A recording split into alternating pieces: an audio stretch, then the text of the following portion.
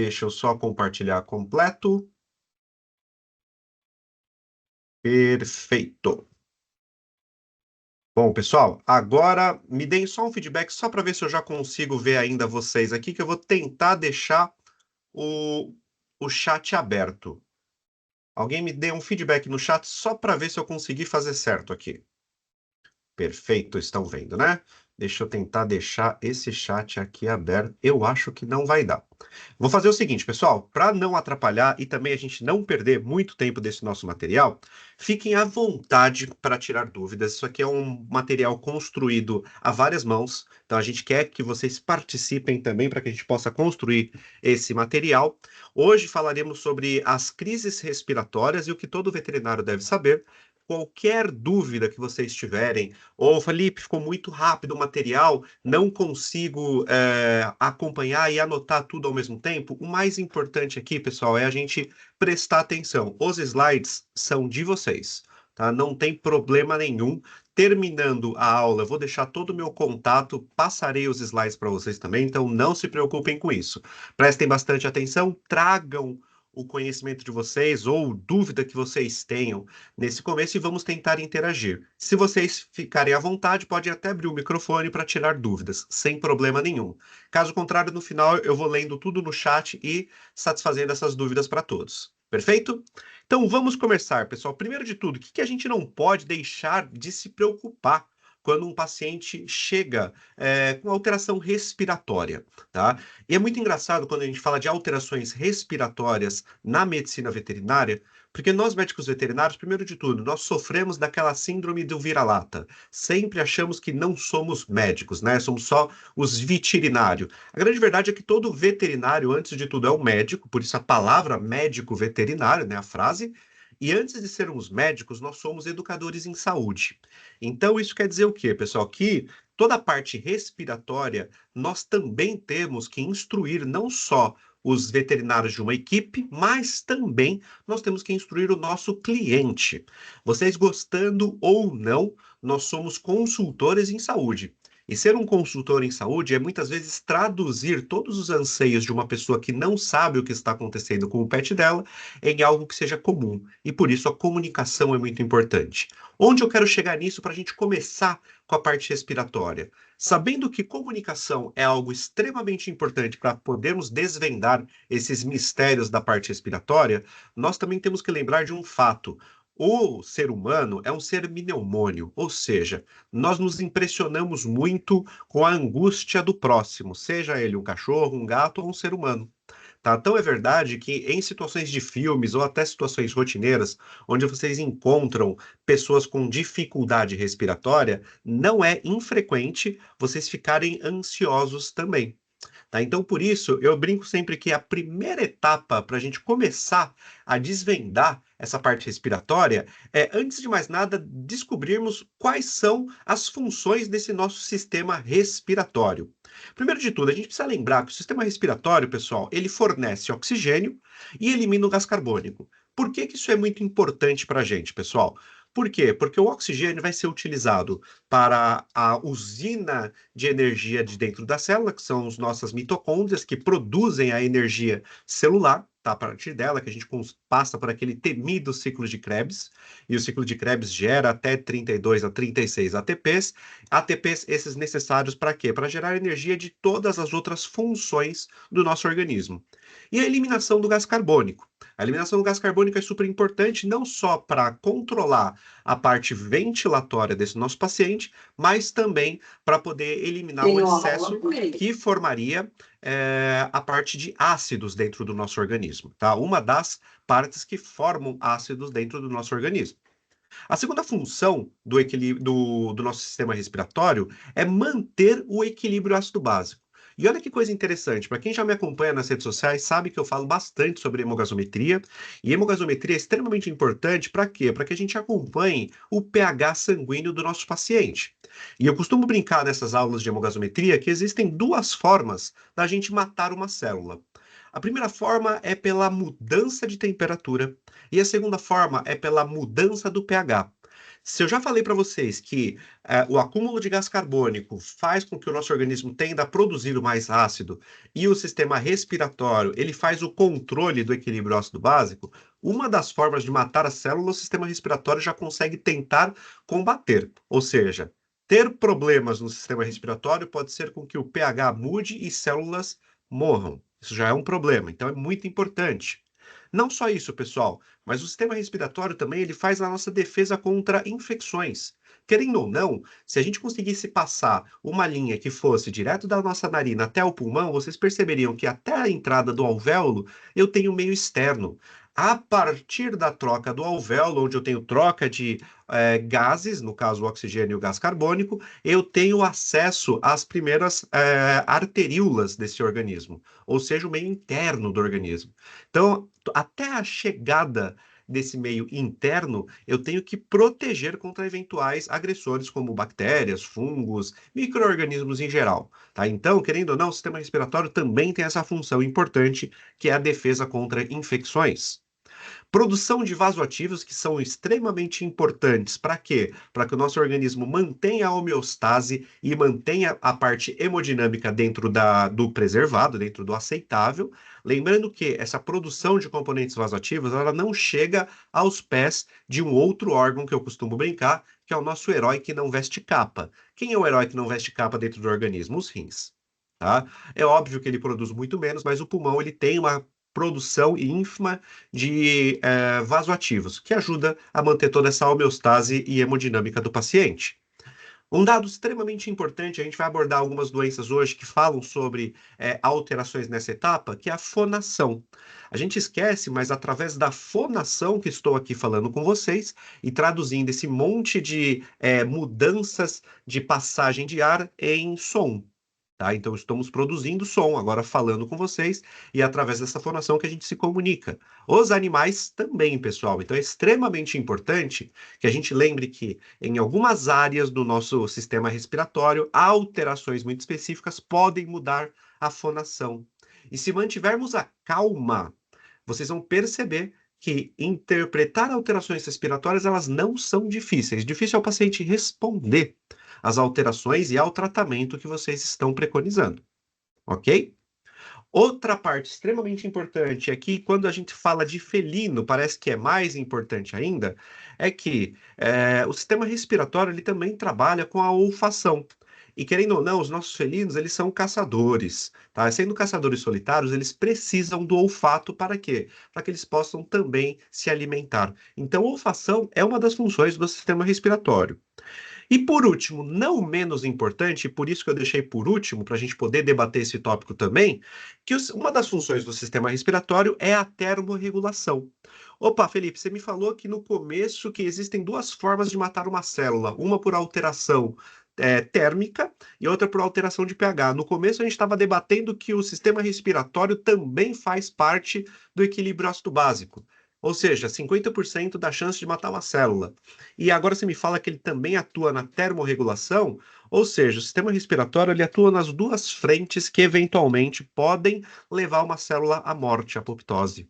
Tá? Então isso é extremamente importante. Por isso que pacientes com alteração respiratória costumam, caso a gente não intervenha rápido o suficiente, eles costumam culminar em um desfecho muito mais desfavorável.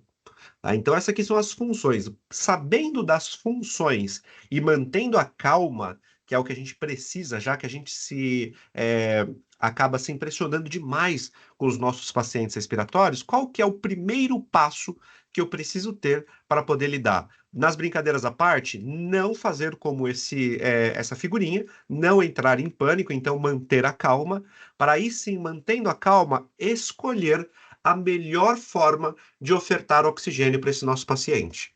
Porque vejam só, todas as alterações respiratórias, elas vão impactar de alguma forma com a forma com que esse paciente obtém o oxigênio do meio externo, né, no caso no ambiente, para que traga isso para o meio interno para trocar com o gás carbônico produzido no metabolismo. Então, nós vamos precisar ofertar oxigênio para esse paciente. E por que manter a calma inicialmente? Porque só com calma vocês vão racionalizar qual é a melhor forma de oferecer oxigênio.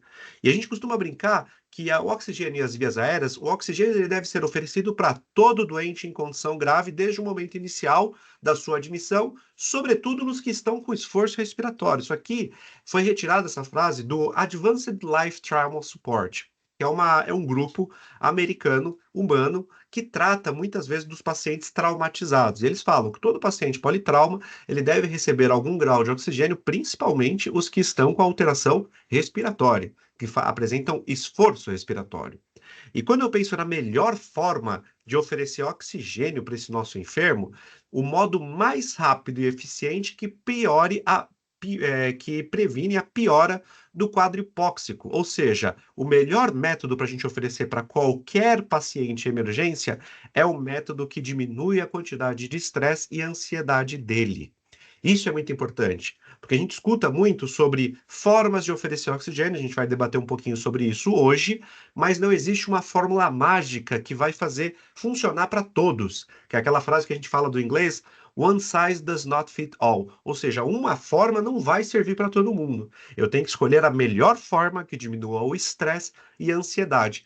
Só que nesse ponto eu tenho um ser no meio, que é o paciente de vocês. Então, como que ele fique menos estressado e diminua a ansiedade, isso você, médico veterinário, precisará descobrir atendendo ele. As formas que nós temos de oferecer o oxigênio para o nosso paciente, pessoal, a primeira forma, talvez a mais convencional e a mais utilizada na emergência, é o oxigênio por tubo, que é o que a gente chama de oxigênio flow-by. O flow-by, ele é rápido e simples. O tubo está mais próximo da narina do doente que aquilo que a gente oferece numa situação como essa.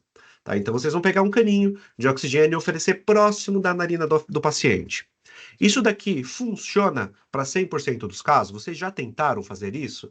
Olhando por essa foto, é uma pena que ele não é um vídeo, porque vocês vão perceber que segurar alguém que está em dificuldade respiratória, oferecendo um caninho de oxigênio na ponta, saindo um vaporzinho dali, que é o ar, o oxigênio que vocês estão oferecendo, muitas vezes gera ansiedade para o nosso paciente.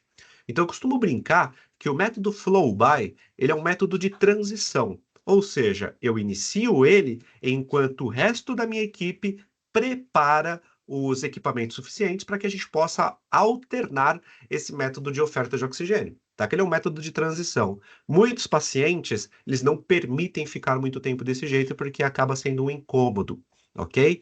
Até uma dica de ouro aqui, pensando no desvendar as místicas dos problemas respiratórios, se o paciente de vocês permitir ficar muito tempo nessa técnica, problemas. Provavelmente o nível de consciência dele está reduzido e, caso vocês não intervenham, e a gente vai falar sobre essas intervenções, caso vocês não intervenham, ele provavelmente vai piorar e evoluir até para, quem sabe, uma parada cardiorrespiratória.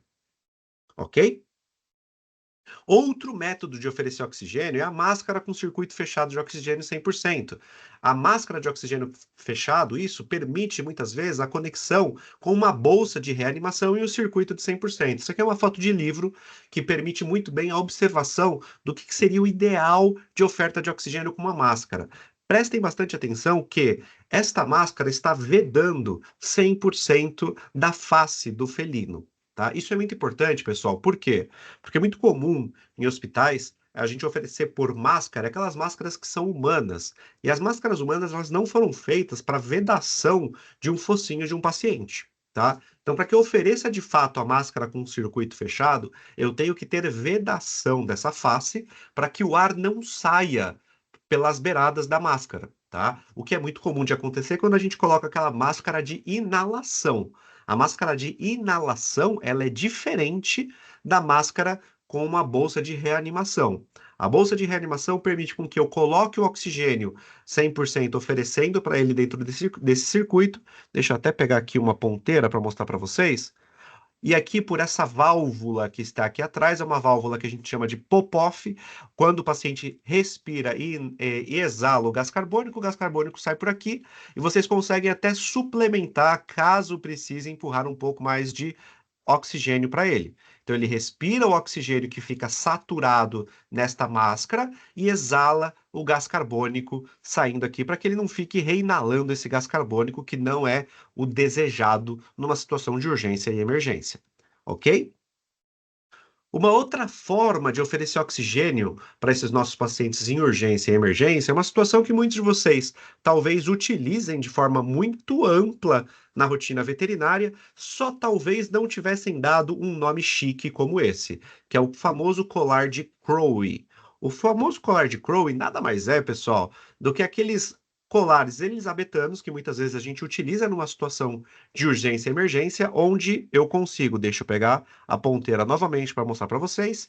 Eu consigo vedar com papel filme 3/4 desse colar, ou seja, esta parte onde eu estou circulando para vocês com a ponteira, fica vedado com o plástico filme e o último terço desse colar fica aberto, tá? Por quê? Porque dentro desse colarzinho eu coloco o cano de oxigênio para esse nosso paciente, saturo esse ambiente ali de oxigênio puro, que é o que muitas vezes a gente acaba fazendo, e enquanto esse paciente respira esse microcosmo que a gente criou, ele consegue exalar e por isso sairia pela parte de cima o gás carbônico. Tá? Então aqui, pessoal, isso aqui é um videozinho. Percebam que esse colar ele é ótimo para pacientes que são braxcefálicos.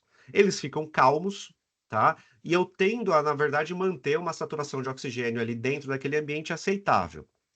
Problemas dessa técnica. O primeiro problema para essa técnica é que eu preciso de um alto fluxo de oxigênio, ou seja, gasta-se muito oxigênio para manter esse ambiente saturado, esse oxigênio nesse colar de uma forma saturada aceitável. Gasta-se muito.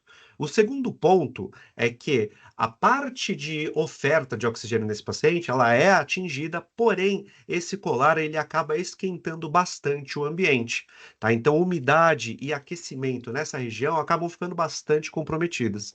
E trocar oxigênio em um ambiente quente e úmido é um grande desafio. Tá? Vocês vão perceber por que que isso é um grande desafio, porque muitos desses pacientes, principalmente os braxcefálicos, eles possuem problemas de condução de oxigênio. E esse problema de oxigênio, de condução de oxigênio, se dá pela deformidade anatômica que ele nasceu. Logo, ele é um braxcefálico.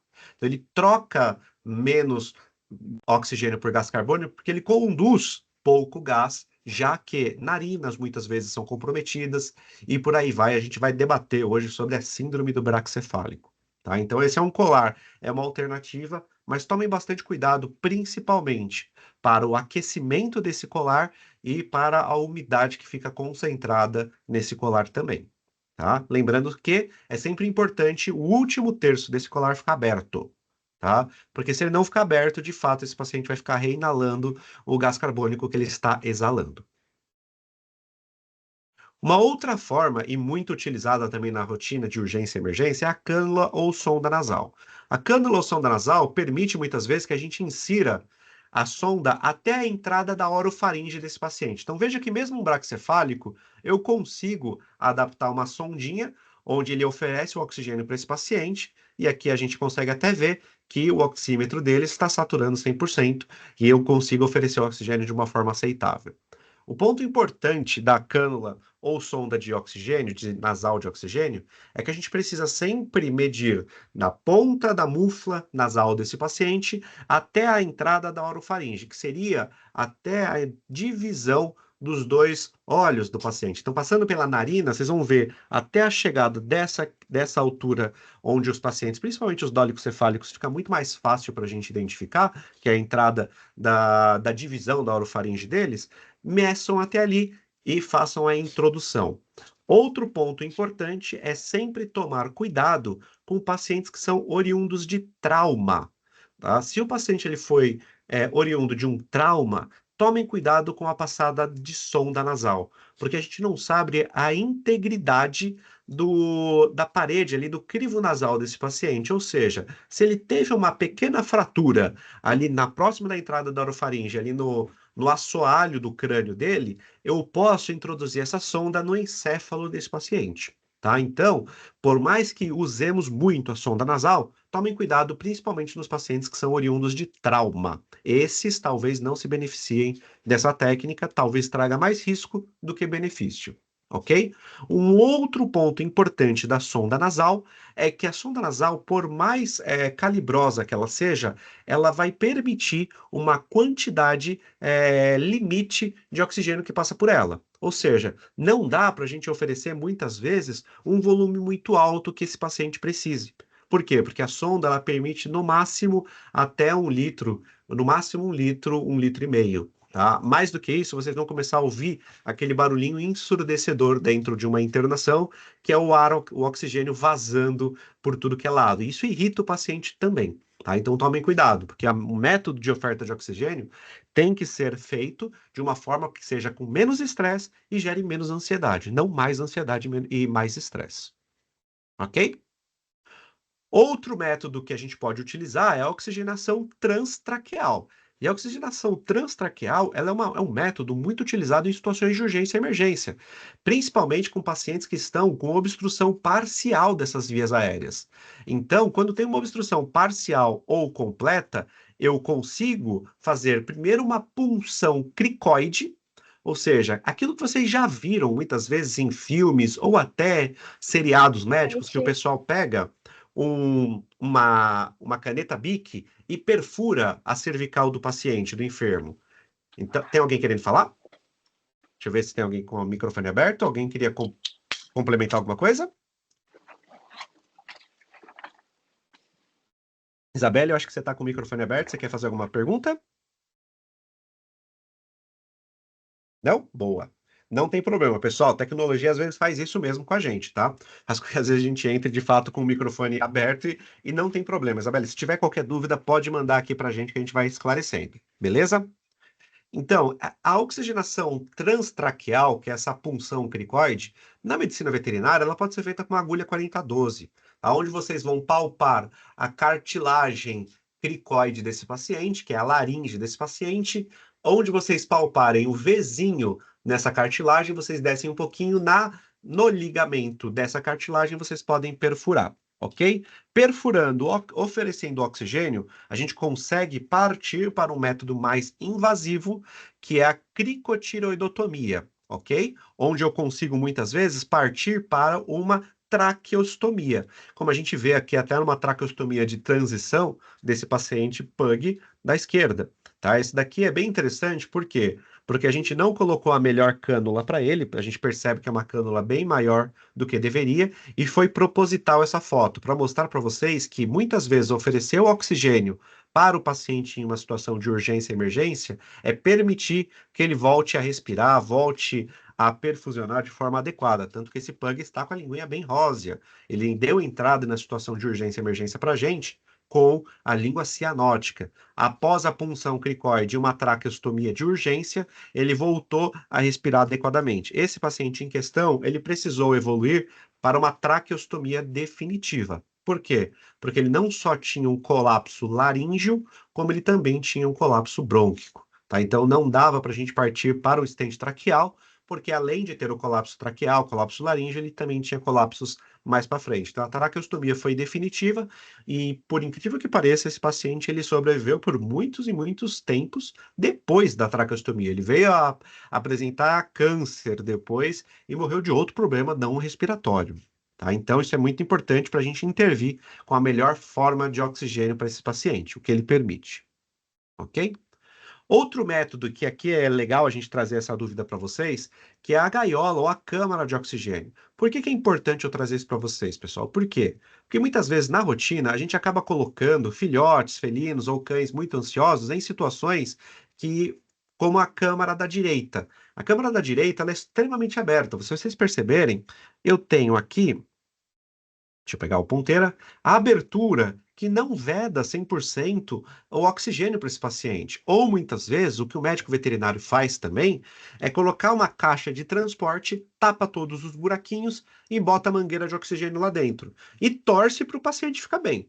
Tá? Por que que eu falo que torce para o paciente ficar bem? Porque se vocês fecharem todos os buraquinhos, esse paciente ele não vai conseguir trocar o gás carbônico pelo oxigênio.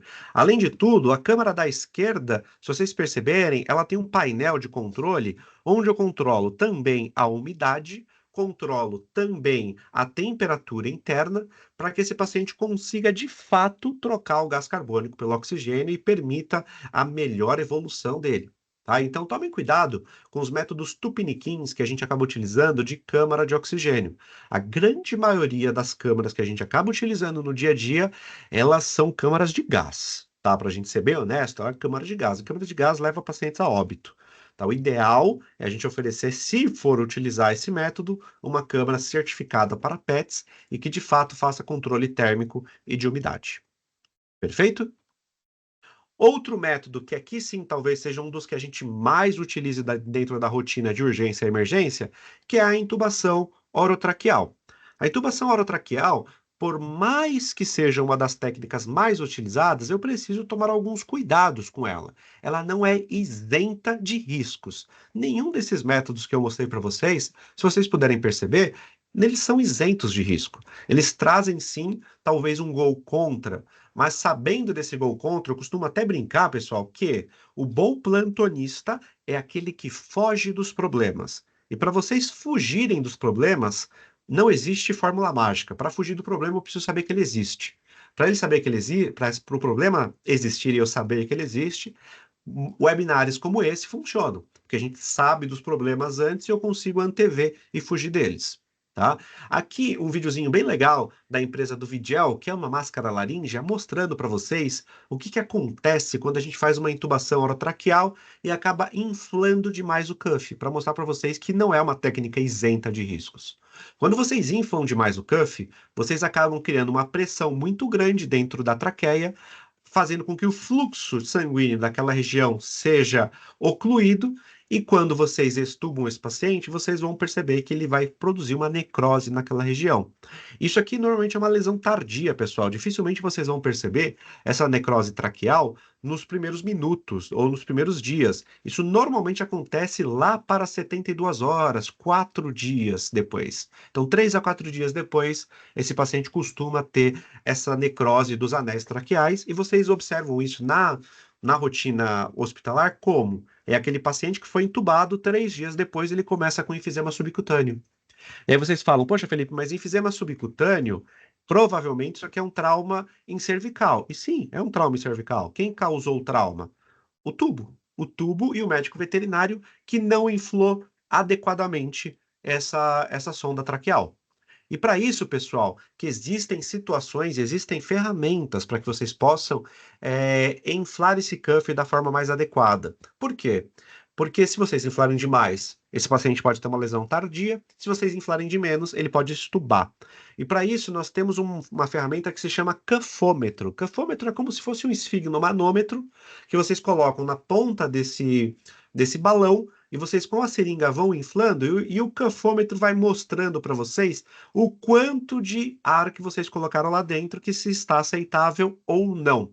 Se ficar no amarelo, provavelmente está solto. Se ficar no verde, está aceitável. Se ficar no vermelho, vocês inflaram demais. Para a nossa realidade, existem situações onde a gente consegue adaptar esses cafômetros. Mesmo ele sendo muito barato, existem cafômetros digitais que custam R$ 3.000. Mas os analógicos, bem tranquilinhos, a gente consegue comprar por uns 150. E é um equipamento que vai durar até vocês estragarem ele. Ele não é perecível. Tá? Então é bem interessante, vale o investimento. Mas caso vocês não tenham condições de investir numa situação como essa, o que que a gente recomenda? Coloca um esfigmomanômetro na ponta desse cuff e infle para cães e gatos entre 22 e 32 milímetros de mercúrio, que é o que a traqueia desses pacientes em média suporta. Ok? E por que que é importante? Porque os traumas por intubação, caso a gente faça uma intubação traumática, errônea, eu posso causar pneumonias e infecções cruzadas. A gente precisa lembrar que uma das funções do sistema respiratório era ganhar, na verdade, era ganhar de verdade uma proteção contra o meio externo. Então, a pneumonia e a infecção cruzada, se vocês abrirem essa traqueia desse paciente, o meio ambiente, o meio externo vai ter acesso a esse organismo. Então, óbvio, isso aqui é o mal necessário que pode acontecer, tá? Risco de necrose e ruptura, a gente acabou de falar que pode ter uma necrose nessa região. Dor em garganta, A dor em garganta é muito comum em paciente pós-intubação e a gente muitas vezes não preconiza a analgesia desses pacientes que são intubados, tá? Sendo que muitos começam a demonstrar uma odinofagia, que é a dor ao deglutir. Tá? Ao tentar se alimentar, vocês vão perceber que eles fazem movimentos na cervical, mostrando que está difícil a deglutição, provavelmente porque vocês entubaram o esôfago, mas o esôfago está atrás da traqueia, então a chance de um acabar pressionando o outro é muito grande. Ok, pessoal? Recuperações conturbadas podem acontecer em pacientes que vocês acabam mantendo entubado por muito, muito tempo. Lembrando que esse paciente está entubado por um motivo e muitas vezes é um problema respiratório que vocês estão tentando resolver, ok? Diminuição do lumen traqueal, conforme vocês vão lesionando essa traqueia, vocês vão diminuindo o lumen dessa traqueia, então pode acontecer também. Para mostrar para vocês que mesmo a intubação, que é o que muitas vezes salva as vidas desses nossos pacientes, se a gente não tomar o devido cuidado, ela pode sim trazer consequências deletérias. Segundo passo, pessoal, depois que a gente ofereceu o oxigênio para esse nosso paciente, qual é o segundo passo do atendimento que todo médico deveria saber? Onde eu preciso começar o meu meio semiológico? Sistema respiratório é semiologia pura, pessoal. Se vocês conseguirem entender os meios semiológicos, vocês vão perceber que é muito fácil de encontrar aonde está a lesão que esse paciente apresenta, tá? Ou seja, para fazer semiologia nesse paciente, uma inspeção semiológica, primeiro de tudo eu começo a inspecionar o padrão respiratório que esse paciente apresenta. A gente vai falar um pouco sobre ele, se é um padrão inspiratório, expiratório e se é um padrão restritivo. O segundo passo é a auscultação desse nosso paciente para identificar o ruído respiratório que ele apresenta, tá? E aqui, se ele tem uma crepitação, se ele tem um sibilo, percebam que ruídos respiratórios, eles foram produzidos pelos órgãos. A percussão é nós que estamos percutindo, ou seja, por meios externos, nós estamos produzindo um som.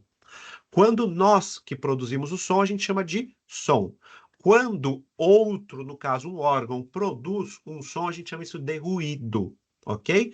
Então não é um som de hipofonese, não é um som de crepitação, são ruídos de crepitação, ok? Percussão, eu vou ter um som timpânico e um som maciço ou submaciço, que nós estamos percutindo.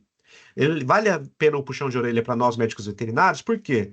Porque ao longo da criação de tecnologias e tudo mais, nós percebemos que cada vez mais nós estamos refém da tecnologia e esquecendo que meios semiológicos como a percussão traz muito benefício e traz muitos resultados, às vezes mais rápido do que algum resultado de exame.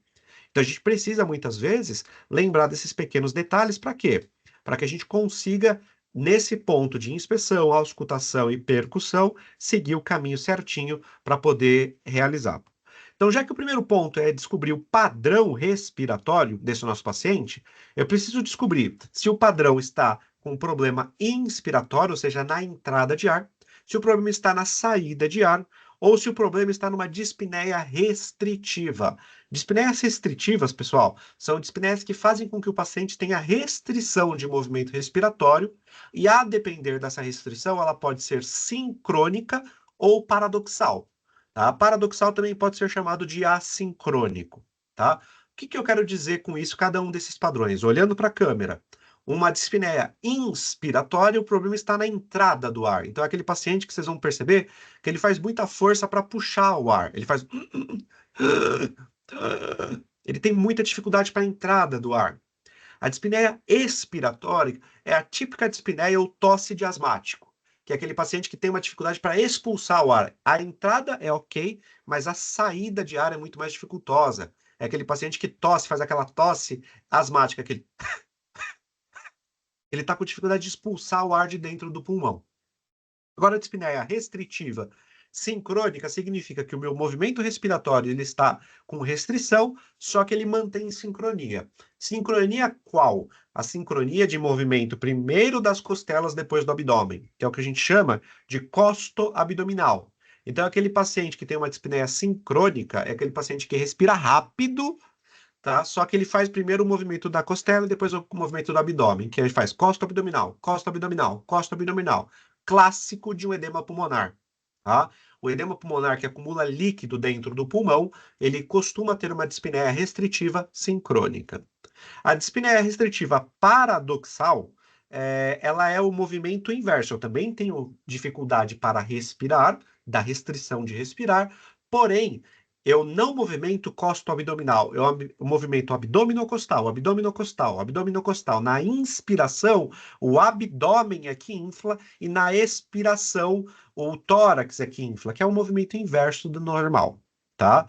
Em que situações eu tenho respirações paradoxais, acúmulos de líquido pleural, pneumotórax, efusão pleural e também quando eu tenho ruptura diafragmática. São pacientes que apresentam uma lesão de ocupação e essa lesão de ocupação faz com que ele tenha restrição ao respirar e ele precisa inverter a fase, respirando primeiro com o abdômen, depois com o tórax, ok? Eu consegui aqui observar aqui, pessoal, que eu abri o chat no meu celular para poder já deixar dinâmico, caso vocês tenham dúvidas. Aqui eu vi que tem algumas duvidazinhas. A Ana perguntou, na caixa de transporte, caso a gente não tenha muitas opções, poderíamos tampar os orifícios laterais e cobrir 2/3 da portinha, já que ajudaria um pouco a não sufocar? Eu costumo brincar, né, que a gente vive num país livre. A gente pode fazer o que a gente quiser, contanto que a gente lembre das consequências delas, tá? No caso de fechar 2/3, você de fato vai ajudar a saída desse gás, tá? Então, de fato, ele vai sair mais rápido porque tem 1/3 aberto. O problema é que você vai gastar bastante oxigênio para poder saturar essa caixa completa e também vai ter uma dificuldade de controle de temperatura. E respirar um ar muito quente no ambiente fechado, você vai perceber que a umidade aumenta e a troca de ar dentro de um ambiente úmido e quente é muito difícil. Então é verdade que a gente costuma brincar que em regiões como Porto Alegre, que costuma ter um clima muito mais gelado e quando esquenta é um calor úmido, lá a troca gasosa é muito mais difícil do que em Salvador, que costuma ser um calor mais ressecado, tá? Então eu não recomendaria, mesmo assim, viu, Ana? Porque pode trazer consequências para esse nosso paciente. Perfeito? Deixa eu só ver se tem mais alguma pergunta aqui para esclarecer. A Ana colocou ali de 22 a 32. Perfeito, é isso mesmo. E poderia repetir sobre a dispneia sincrônica? Conseguiria sim. Dispneia sincrônica, restritiva sincrônica, Gabriela, seria o quê? Eu tenho restrição para a expansão do meu tórax, ou seja, vocês vão perceber que aquele paciente que respira curto, tá? Aquela respiração curta e superficial. Só que mesmo assim, na fase inspiratória, a costela está expandindo. E na expiratória ela relaxa, tá? Então, quando você mantém essa dispneia sincrônica, que tem sincronia no movimento respiratório, ou seja, aquele paciente que respira mais taquipneico sem expandir tanto o tórax, mas ele mantém o movimento costo-abdominal, inverso do paradoxal. O paradoxal é o movimento assincrônico. Ele também tem restrição, ou seja, ele respira superficialmente, só que primeiro expande o abdômen, depois o tórax. Legal? Consegui esclarecer para vocês? Agora eu vi que a Milena também tinha, o Miles tinha perguntado também, né? Consegui esclarecer essa inversão? Que bom, pessoal. Obrigado aí pelo feedback também. Agora eu tô com o chat aberto no meu celular, fica mais fácil para poder acompanhar as dúvidas. Então, pessoal, depois que a gente viu a parte semiológica do padrão respiratório, eu preciso falar um pouquinho de anatomia. Puxa, Felipe, falar de anatomia na urgência e emergência? Sim, porque se a gente usar o meio semiológico entendendo a anatomia do paciente, vocês vão perceber que é muito fácil de achar lesão. Difícil muitas vezes é o paciente responder ao tratamento. E aí, para a resposta de qualquer situação de doença, eu preciso que três coisas estejam muito alinhadas: o médico escolhendo a melhor terapêutica, a família aderindo à terapêutica proposta e o terceiro, que é o paciente responder à terapêutica. Se a gente conseguir responder muito bem com a escolha adequada de, de fármacos e de terapêutica, e o cliente entender muito bem o porquê que a gente está tomando essa decisão, a gente só depende do paciente responder. E essa é a parte mais difícil, ok?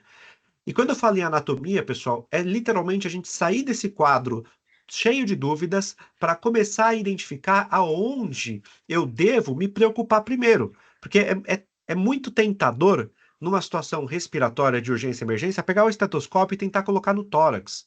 Só que às vezes a gente esquece de um pequeno detalhe que o tórax a gente chama de caixa torácica.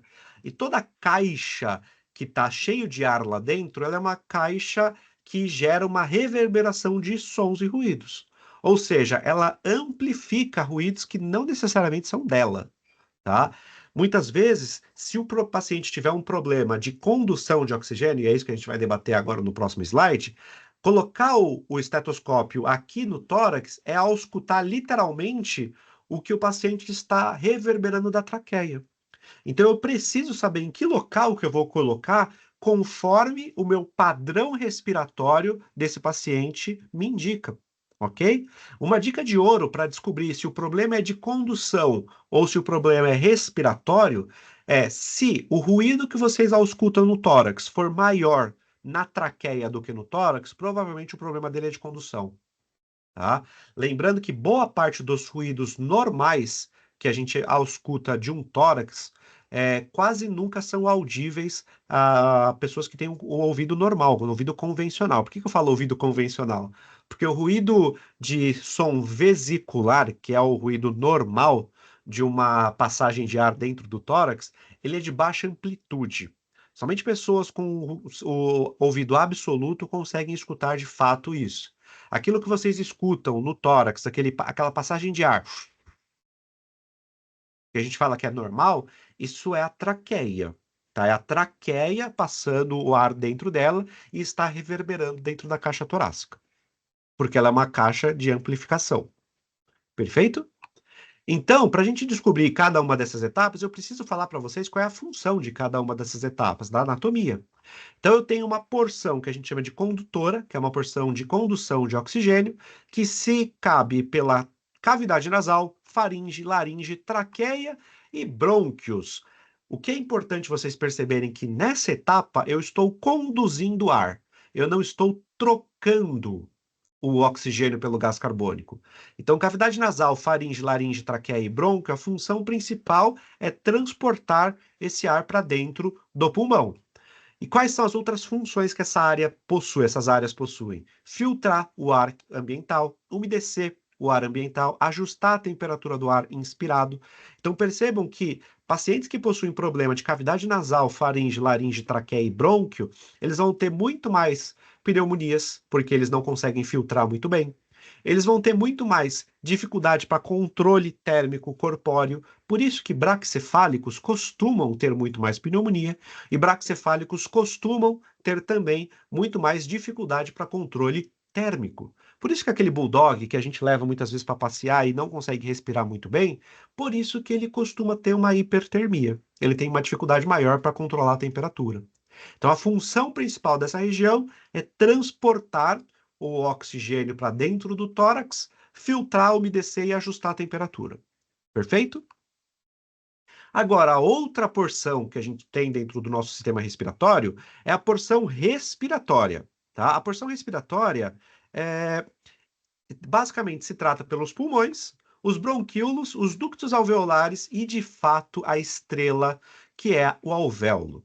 E nesta região, pessoal, a função principal é a troca passiva dos gases da atmosfera com o sangue, ou seja, trocar, de fato, o oxigênio pelo gás carbônico. Deixa eu só ver aqui que tem uma dúvida no chat. Boa noite, não querendo incomodar a aula, mas temos acesso a esta gravação depois, não conseguirei acompanhar completo ao vivo.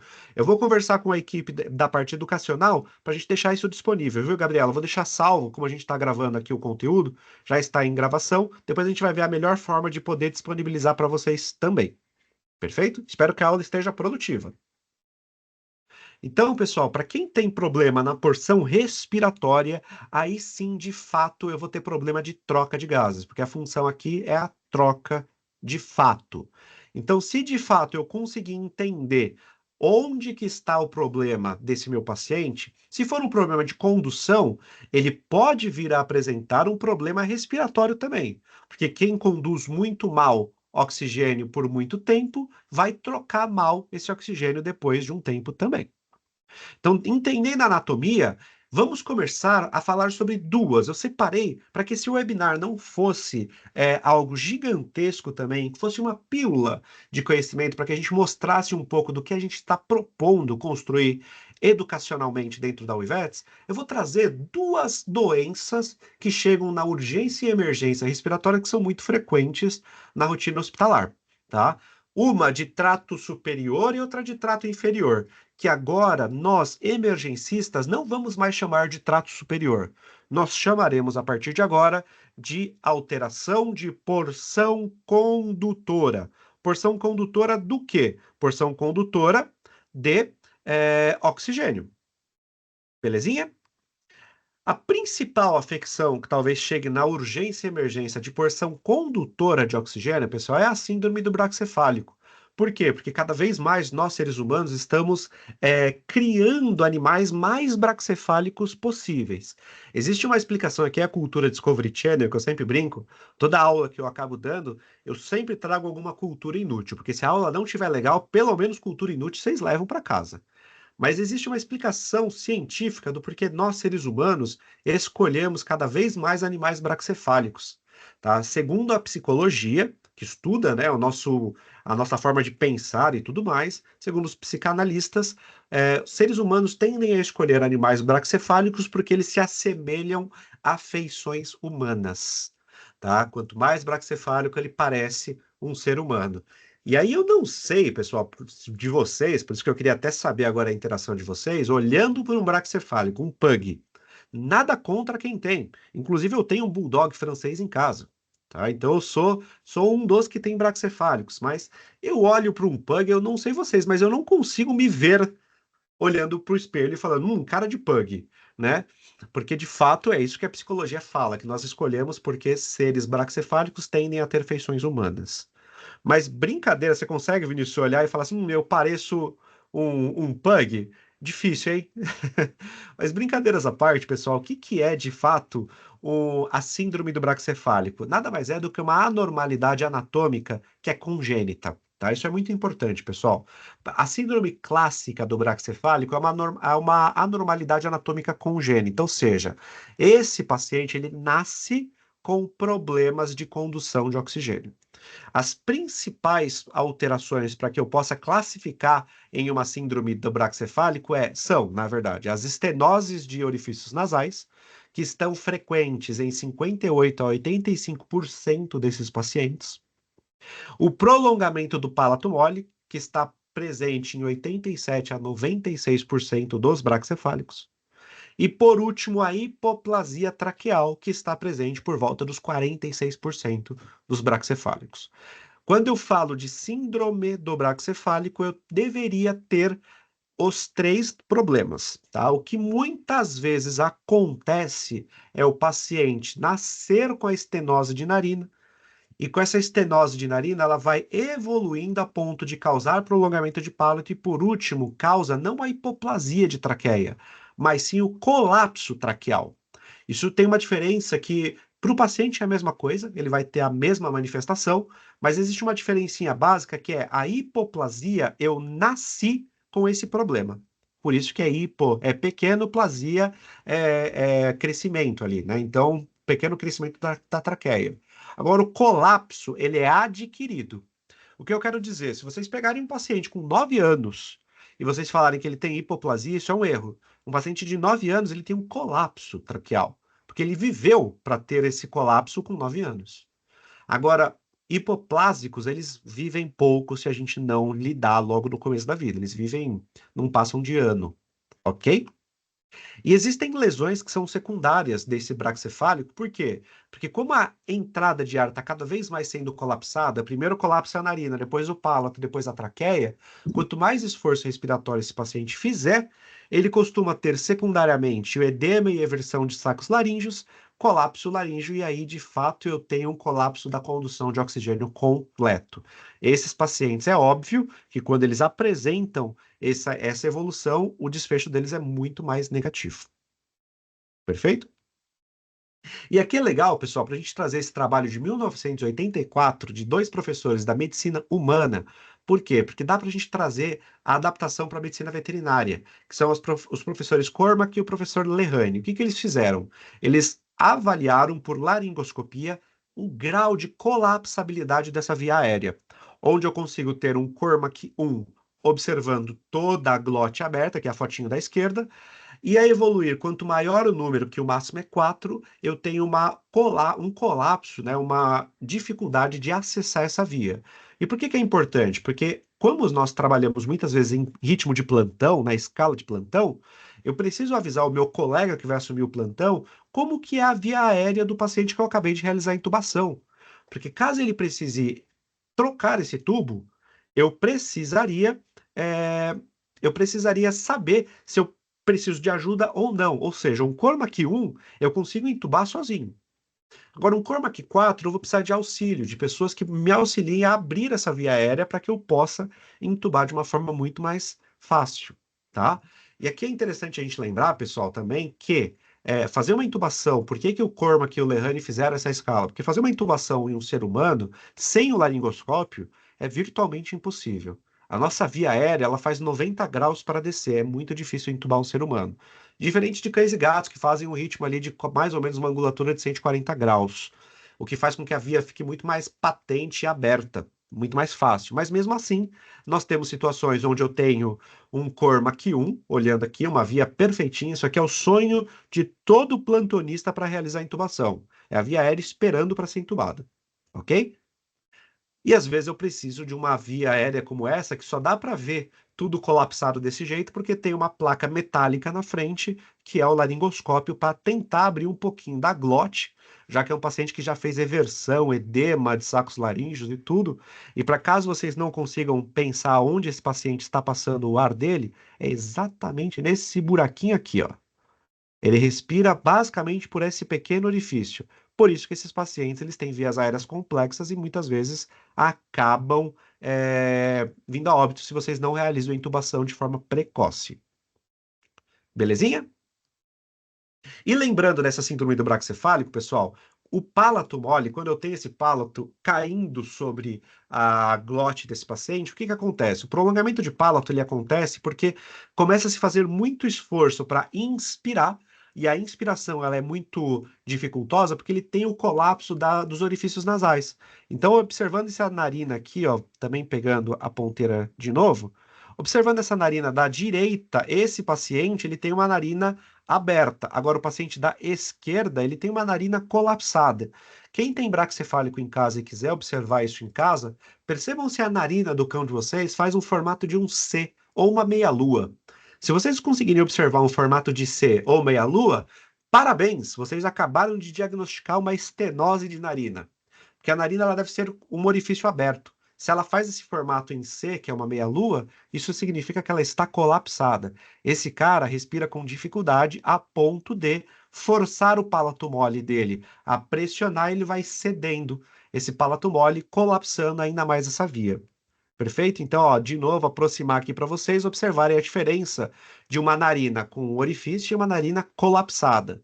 Quem aqui no chat tem braquicefálico em casa e consegue ver essa narina mais colapsada no cãozinho de vocês? Vocês conseguem ver em algum cão que vocês já passaram por atendimento? Isso é muito comum, tá, pessoal? Narina colapsada de paciente braquicefálico é muito comum. E aí, quando eu penso em tratamento, é muito mais fácil, quando eu diagnostico de forma precoce, gerar uma qualidade de vida para ele no futuro. Porque aqui, olhando um raio-x de um paciente que tem um colapso traqueal, vocês veem o estreitamento dessa traqueia no raio-x, na região cérvico-torácica desse paciente. Quais são as manifestações clínicas que um braquicefálico chega em emergência para vocês? Dispneia severa, tosse e desmaios. Um estresse térmico, já que essa é a região que controla a temperatura do organismo do paciente. Muitas vezes eles apresentam manifestações de sufocamento, principalmente na noite, que é quando ele tem o relaxamento da região da cervical. E em casos mais severos, eles apresentam o edema pulmonar. Esse edema pulmonar, pensem o seguinte: esse ar ele está entrando lesando toda a passagem de ar e quando ele chega no pulmão, ele chega com muita pressão, o que causa lesão também nos alvéolos. Por isso que paciente em síndrome do braquicefálico em emergência, ele costuma também apresentar como de forma secundária o edema pulmonar, tá? Que não é cardiogênico, aqui é só um edema pulmonar. O diagnóstico, pessoal, ele é feito pela inspeção das narinas. Então, olha que narinas ocluídas, tá? Nesse paciente. A narina que a gente está olhando lado esquerdo dele, que é o nosso lado direito da foto, vocês observam que ela é até um pouco mais aberta. Agora, o do lado esquerdo da foto, que é do lado direito dele, ela é muito mais colapsada. Percebam esse formato aqui, pessoal. Esse formato em C, isso daqui, ó, é uma narina colapsada. Esse paciente, ele não respira por essa narina. E provavelmente, se a gente não abrir essa narina, ele vai lesar o palato mole e por aí, por assim por diante. Tá? A gente vai radiografar a região de tórax e cervical desse paciente para buscar muitas vezes o colapso dessa traqueia ou a hipoplasia traqueal. E a endoscopia, eu sempre recomendo que a gente faça a endoscopia, laringoscopia e broncoscopia. Por quê? Porque não é infrequente esses pacientes irem colapsando tanto a via respiratória dele, a ponto dele não só ter o colapso laríngeo, como ele tem um colapso brônquico. E aí, caso ele tenha um colapso brônquico, o tratamento do colapso da traqueia dele não vai resolver só abrindo com o stent. Talvez a gente precise de métodos mais invasivos. Tá? Então, sempre que forem submeter um braquicefálico para correção cirúrgica dos problemas dele, façam a laringoscopia para garantir que ele não tenha mais lesão que você não está vendo. Ok? E aqui para vocês verem um palato mole de um paciente tentando respirar. Olha o prolongamento desse palato mole.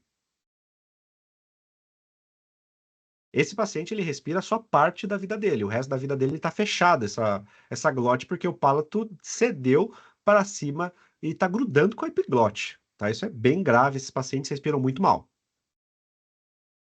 Como tratamento, pessoal, a gente vai dividir o tratamento no que a gente faz de emergência e o tratamento cirúrgico. Emergencialmente, a gente vai oferecer oxigênio, porque a gente falou que todo paciente em dificuldade respiratória, a gente vai oferecer oxigênio para ele. Por qual via que a gente vai oferecer vai depender da situação que o paciente apresenta, a gente debateu isso nos primeiros slides. A depender da situação emergencial, pode ser que eu faça um oxigênio transtraqueal, um oxigênio por uma intubação orotraqueal. Fazê-las por sonda nasal, para quem já tem a narina obstruída, talvez não seja uma boa ideia. Tá? Então, eu tenho que passar a obstrução desse paciente, o oxigênio pela obstrução, então talvez entubar logo de cara. Tá? Anestesia, intubação e anti-inflamatório, caso não seja necessário. Aqui cortou no material que vocês vão receber para casa desse PDF, eu ajusto aqui para vocês e coloco o que é anti-inflamatório, tá? Rafaela colocou, faria sedação nesses casos de angústia? Sim, Rafaela. Aqui é super recomendado a gente pensar na sedação, tá? Por quê? A sedação não a ponto de tirar o movimento respiratório dele, mas para fazer o quê? Para que ele tenha a fração de inspiração regulada com a fração de expiração. E um dos fármacos que se usa muito aqui como um aspas sedativo respiratório é o butorfanol. E por que se usa o butorfanol? Porque de fato ele regula o tempo inspiratório com o tempo expiratório. Quando vocês conseguem regular a inspiração pela expiração, a chance de trocar gás aumenta em muito. Tá? Então, por isso, esses caras eles estão respirando cada vez mais rápido, e quanto mais rápido você inspira, mais rápido você também expira. Então fica meio que 1 para 1. Quando fica 1 para 1, a chance desse paciente trocar gás é muito baixa. Eu preciso ter um tempo expiratório maior do que o tempo inspiratório, tá? Para que eu tenha de fato o esvaziamento desse gás carbônico de dentro do tórax saindo para o meio ambiente. Perfeito? Tá? Então, aqui em situações eu posso ter que fazer uma traqueostomia, que é uma traqueostomia em um paciente que estava com a via colapsada. E o tratamento de controle térmico, pessoal, só lembrar que esses nossos pacientes, esses braquicefálicos, eles controlam muito, na verdade, a temperatura pela parte de condução de oxigênio, só que está tudo colapsado. E eles são homeotermos, como nós seres humanos. O homeotermo a gente não esquenta nem esfria. O homeotermo a gente faz com que ele troque a temperatura com o meio ambiente.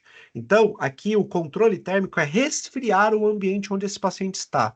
Colocar ele com um monte de pedra de gelo ao redor dele vai fazer com que ele troque menos temperatura, tá? Porque quanto mais gelo na periferia, mais colapsados estão as arteríolas da pele. E se as arteríolas da pele estão colapsadas, elas não estão abertas para trocar a temperatura com o meio ambiente. Então, o ideal é esfriar o ambiente, ar-condicionado. Beleza?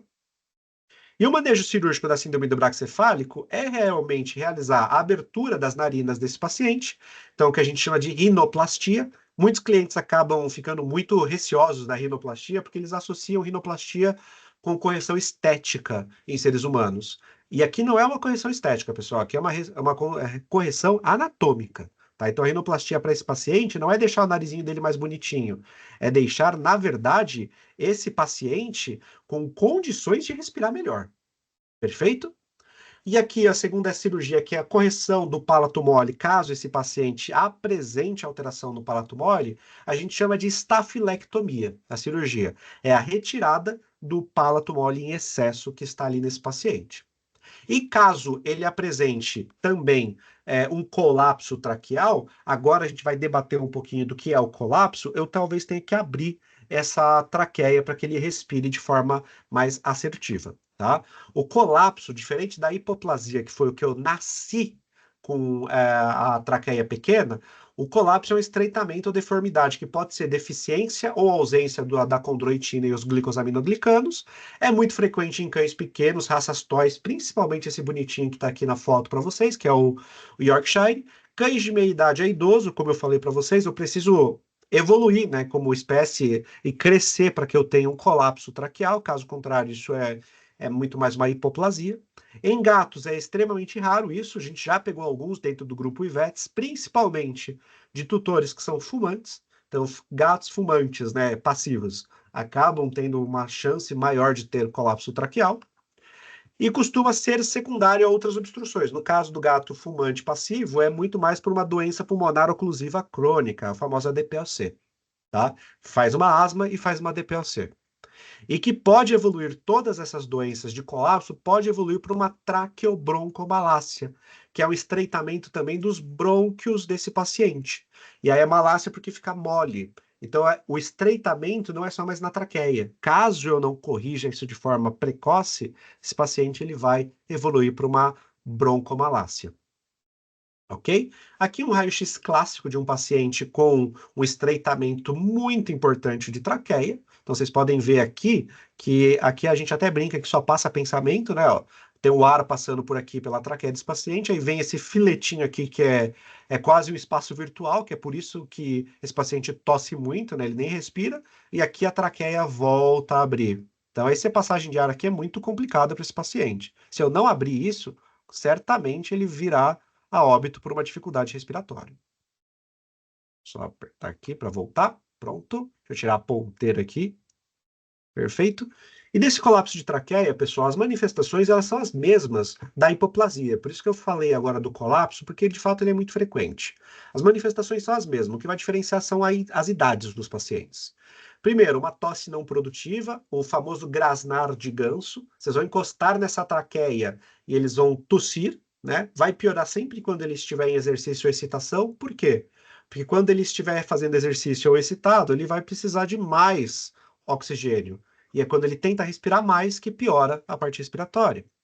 Vai apresentar esses sinais de obstrução de via aérea. O som vai ser um som estertoroso quando você escutar esse ruído pulmonar. E esse estertor é da traqueia e não do pulmão, de campos pulmonares. Vocês vão ver esse som reverberando em todos os campos pulmonares. Lembrando que a caixa torácica ela é uma caixa de amplificação. E o exame físico desse paciente é muito claro que quando vocês palparem a traqueia, ele vai apresentar um sinal de tosse, tá? Aqui um bulldog, para vocês observarem que ele já tem uma estenose de narina, para vocês observarem e escutarem o famoso grasnar de ganso.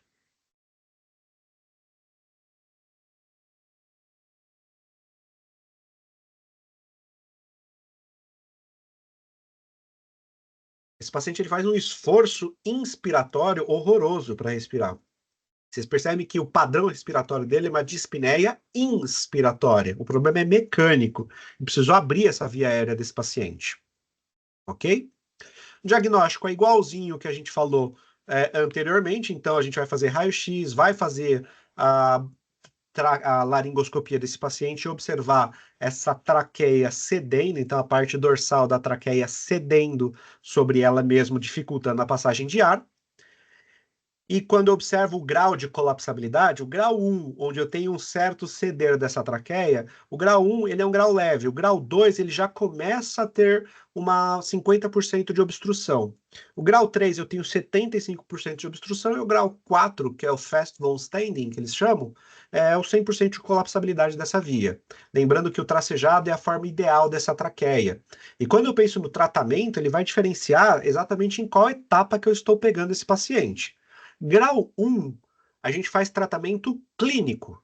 Grau 2, na literatura já começam as divergências se eu já não começo a indicar o tratamento cirúrgico. Grau 3 e 4 é 100% cirúrgico.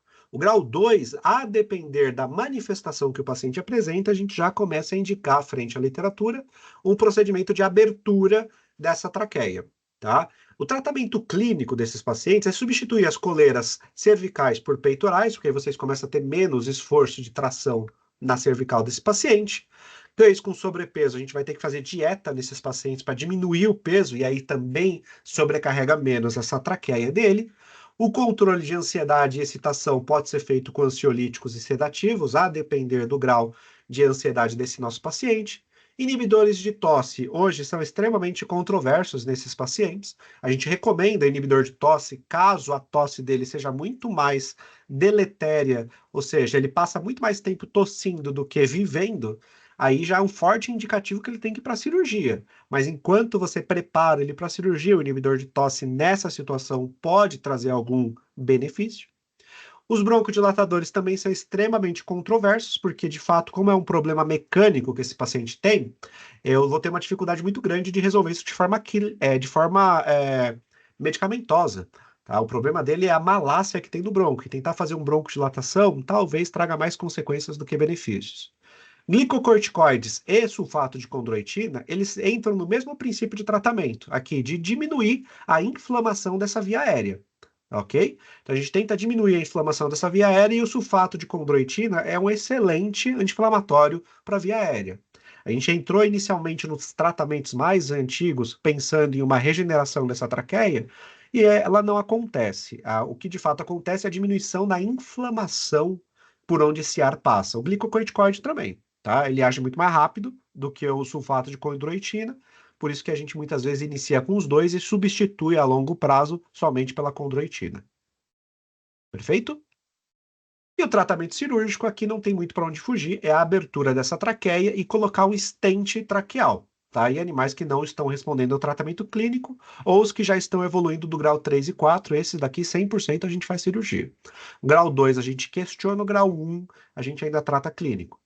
E aqui para vocês verem uma endoscopia de um paciente, para vocês observarem como que fica o colapso dessa traqueia desse paciente. Ó, aqui o Franz, ele entra com o endoscópio e observem que a parte dorsal da traqueia, ela cede. Por isso que esse paciente, esse aqui é um paciente que já tem um grau 3 para 4 de colapsabilidade dessa traqueia. Por isso que ele respira tão mal. E aqui o tratamento cirúrgico é a colocação de um stent traqueal, que é uma malha que a gente vai abrir para que essa traqueia fique aberta por mais tempo e esse paciente consiga conduzir melhor o oxigênio e a retirada desse gás carbônico. Perfeito? Tranquilo dessa parte de condução, pessoal. Como eu disse, é uma pílula de conhecimento. Falei para vocês a situação mais comum na condução de oxigênio. E agora a gente vai abordar uma afecção de trato respiratório inferior, que é a porção respiratória.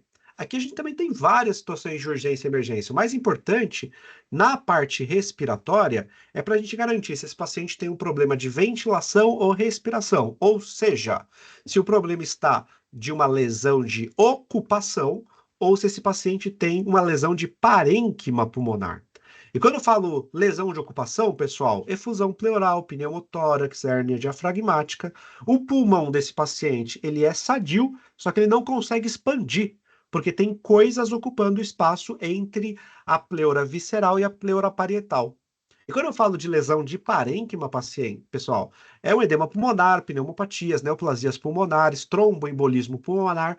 Aqui percebam que os alvéolos vão ser afetados por ou líquido, ou um trombo, ou um crescimento neoplásico. Ou seja, aqui é a troca, o pulmão, o parênquima é o problema. A troca gasosa está afetada. Nos dois, eu vou ter troca gasosa afetada, mas um por ocupação, que é a ocupação do espaço pleural, e o outro por lesão de fato na unidade morfofuncional, que troca oxigênio por gás carbônico. Perfeito? E como o nosso tempo era mais curto hoje na parte do webinar, trazer para vocês a efusão pleural, que de fato é uma das que mais chegam em situações de urgência e emergência. A efusão pleural ela nada mais é do que um acúmulo de líquido dentro do espaço das pleuras, visceral e parietal. Causa dispneias respiratórias restritivas assincrônicas de grau variado. Depende da quantidade de líquido que tem lá dentro, ok? Pode começar de início súbito ou mais lento na evolução. Se for algo que vai babando o líquido aos pouquinhos, eu tenho uma evolução mais lenta. Se for um sangramento ativo, ele vai ocupar mais espaço de forma mais abrupta. Tá?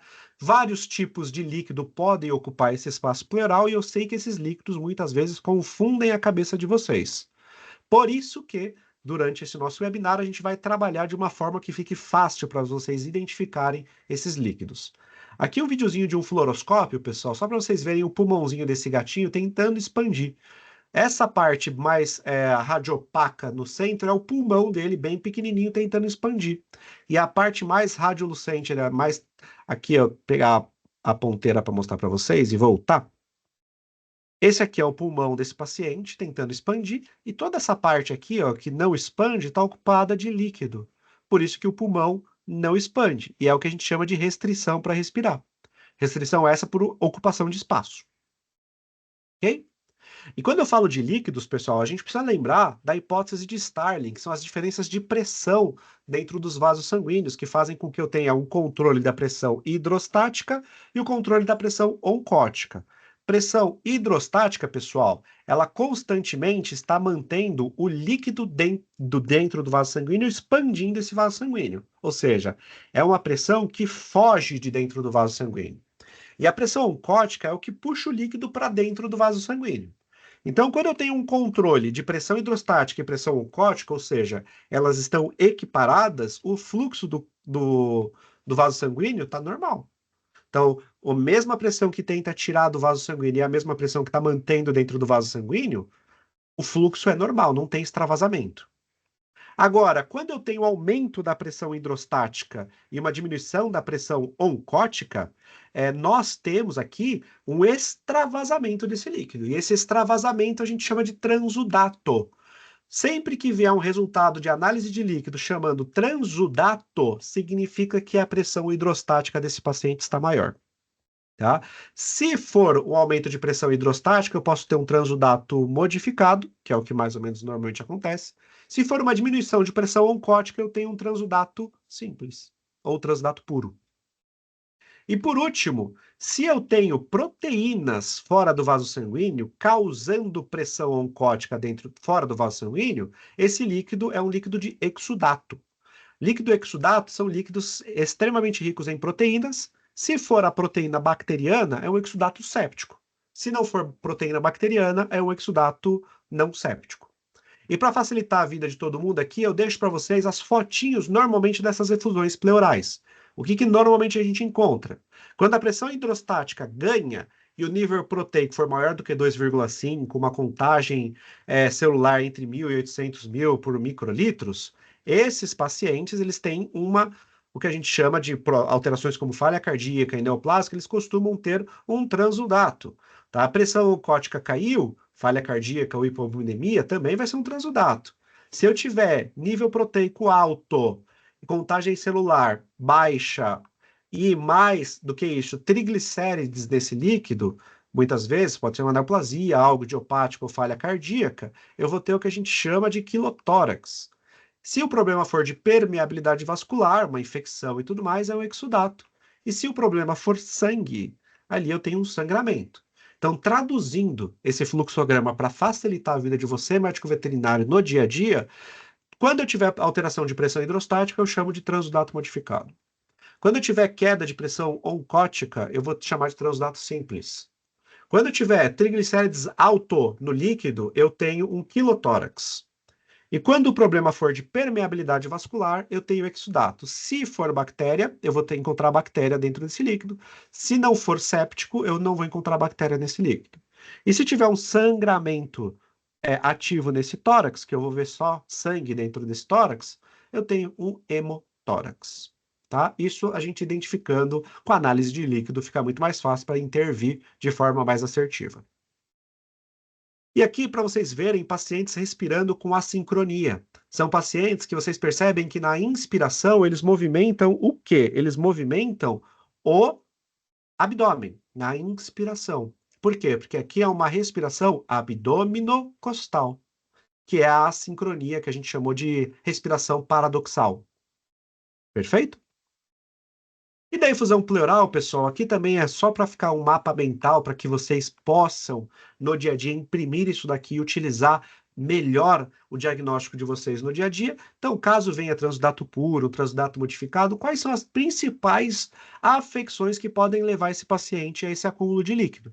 Se vocês imprimirem isso aqui e trabalharem isso todos os dias dentro da rotina de vocês, sempre que tiver um resultado de líquido, certamente o paciente de vocês terá um benefício, porque vocês vão intervir com diagnósticos mais assertivos. E o diagnóstico final de tudo isso, pessoal, como é feito? Na auscultação. Não submetam esse paciente a um raio-x. Por quê? Porque esse paciente com o líquido dentro do tórax, na pleura, ele tem uma dificuldade para respirar e expandir o tórax. Se vocês submetem ele a um exame de imagem, provavelmente ele vai descompensar da parte respiratória. E quando eu falo que o diagnóstico é na auscultação, se vocês auscultarem o tórax desse paciente e tiver líquido, vocês vão escutar uma hipofonese de bolhas cardíacas e hipofonese de ruídos respiratórios. Se for pneumotórax, ar dentro desse tórax, vocês vão auscultar o quê? Uma hiperfonese de bolha cardíaca. Por quê? Porque o ar, ele perpetua a passagem de som. Ok? Posso pedir a radiografia? Depois que estabilizar o paciente, pode. Ultrassom de tórax também pode. É mais benéfico do que o raio-x de tórax, porque é um exame mais dinâmico. Então, não deixa o paciente tão com esforço respiratório. Tá? Então, ultrassom torácico eu posso fazer com o paciente na posição que ele está. Diferente de um raio-x de tórax, que eu preciso do decúbito lateral para radiografar. Tá? E eu posso também, pessoal, realizar o que a gente chama de diagnóstico terapêutico, partir direto para a toracocentese, caso minha inspeção, a minha auscultação e a minha percussão estejam muito bem calibradas, eu vou direto para a toracocentese. E na toracocentese, eu vou de novo, posso ter o ar ou o líquido. O ar, se tiver lá dentro, é o acúmulo, é a mesma coisa que a efusão pleural, só que agora a gente tira o líquido e bota ar. Então pode ser traumático, hipertensivo ou idiopático, só que é o acúmulo de ar dentro da pleura. O que eu vou auscultar de diferente é uma hiperfonese de bulha cardíaca, e no caso da efusão pleural, eu vou ver uma hipofonese de bulha cardíaca e hipofonese de ruídos respiratórios, porque o líquido não perpetua tão bem a passagem de ar, de som, desculpa. E para fazer a lesão, tratamento dessa lesão de ocupação, se for direto para a toracocentese, a região que normalmente a gente recomenda é entre o sétimo e o nono espaço intercostal. Lembrando que os nossos pacientes possuem 13 pares de costela, logo eles têm 12 espaços intercostais. Entre o sétimo e o nono espaço intercostal é uma área bem tranquila, uma avenida bem tranquila que vocês podem introduzir o que vocês vão utilizar para retirada desse líquido ou ar dali de dentro. Se for ar, lembrar sempre que ele vai subir, e se for líquido, ele tende pela gravidade a descer. E aí vocês vão introduzir a recomendação que nós fazemos dentro do grupo IVETS é de fato a coleta e a retirada desse líquido com um catéter, não scalp e também não seringa. E por que a gente recomenda o catéter? Porque depois que vocês projetam o silicone de dentro do catéter, vocês, na verdade, vão ficar com esse silicone só ele lá dentro e ele não causa trauma dentro do tórax desse paciente. Caso vocês coletem isso com o scalp e vocês não tenham tanta prática, a chance de vocês manterem o scalp, que é algo rígido dentro do tórax, causando lesão nesse parênquima pulmonar, é muito grande. Então é verdade que aqui eu sempre mostro esse vídeo, é um vídeo necropsial, de um felino que tinha uma neoplasia no mediastino, empurrava esse pulmão para muito próximo da caixa torácica e ele tinha um pouco de efusão pleural, esse paciente. Só que foram drenar ele com o scalp e olha o que aconteceu.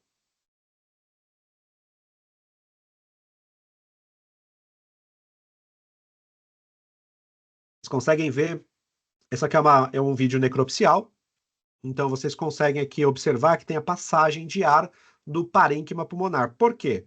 Porque perfuraram esse pulmão. Perfuraram com algo rígido, que no caso aqui foi um scalp. Beleza? Só para finalizar essa parte, por que que felinos são sempre muito mais complexos na hora de acúmulo de líquido de dentro do tórax? Deixa eu só ver aqui a dúvida da Flávia. Felipe, por favor, fazer a drenagem do líquido, qual nível de sedação você normalmente usa ou vai de cada paciente?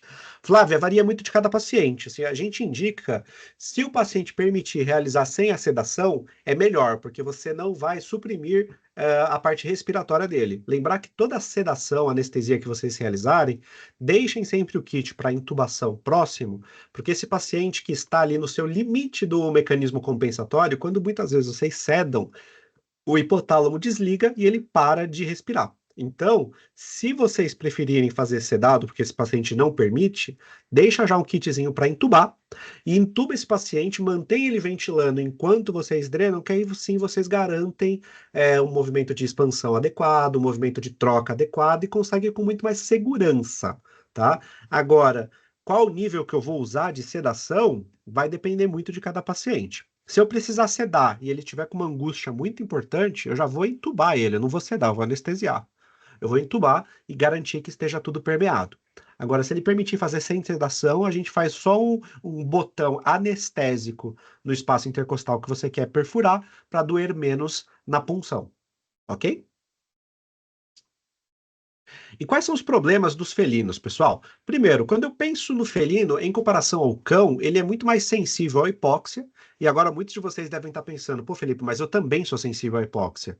Sim, nós somos sensíveis à hipóxia, mas o felino parece que na falta de oxigênio ele tem uma dificuldade muito maior de produzir energia. Por isso que eles são muito neoglicogênicos. Eles liberam muito mais glicose, né? Por isso que na emergência vocês coletam glicemia de felino, está sempre alta, porque eles são muito mais neoglicogênicos, tá? O tórax dele é quilhado, que é esse tórax mais parece de um galgo, né? Sempre mais afilado, o que faz com que o pulmão dele fique muito mais próximo da caixa torácica, tá? E com isso, esse formato faz com que eles percam mais proteínas e façam mais edema. E cães, quando eu penso no acúmulo de oxigênio ou acúmulo de gás carbônico, né? O cão ele aceita muito melhor a hipoxemia do que a hipercapnia. O gato ele tolera melhor a hipercapnia e não tolera tão bem a hipoxemia. Hipercapnia, para quem não sabe, é o acúmulo de gás carbônico, ok? E quando eu olho aqui esse trabalho que é bem legal, feito da anatomia de 64 felinos que passaram por uma tomografia computadorizada, o que que observou-se? Que anatomicamente os brônquios desses pacientes são virados para baixo, ou seja, para passar a troca gasosa e tudo mais, esse paciente precisa vencer a gravidade. E toda a parte também circulatória desse paciente mostra um acúmulo muito grande para baixo, ou seja, para o ventre desse paciente. Logo, o felino, diferente de outras espécies, ele precisa não só vencer as deformidades anatômicas, mas também a gravidade. E quando eu falo de deformidade anatômica, é de fato um problema que o felino enfrenta. Por quê, pessoal? Porque a artéria pulmonar do felino é bem grandona, ou seja, entra muito líquido no tórax. Só que quando eu penso no brônquio do felino, ele é pequeno, ou seja, troca pouco gás. Entra muito líquido, troca pouco gás, não parece uma coisa muito boa. E quando eu penso na saída de tudo isso, a artéria pulmonar é grandona e a veia pulmonar é pequenininha. Ou seja, esse paciente felino ele tende naturalmente a acumular mais líquido dentro do tórax dele por deformidades anatômicas da espécie. E aí, quando eu penso em um tórax quilhado, perde mais proteína e tudo mais, por isso que felinos são os campeões de apresentarem efusões pleurais, tá? E, pessoal, do nosso webinar, São só essas doenças que nós temos, tanto na condução de oxigênio quanto na situação de troca de gás carbônico por oxigênio? A resposta é não. Tá? A nossa ideia hoje, como grupo, foi trazer de fato uma pílula educacional para vocês, para instigar um pouco a ideia e essa sensação de preciso me atualizar. Nós, dentro da Univetos, nos preocupamos muito com a atualização dos nossos profissionais. Por isso, esse pilar educacional foi construído e a gente gostaria de primeira mão já falar para todo mundo que está assistindo esse webinar que mais cursos serão lançados no mercado e, de fato, essas situações emergenciais e urgenciais são o foco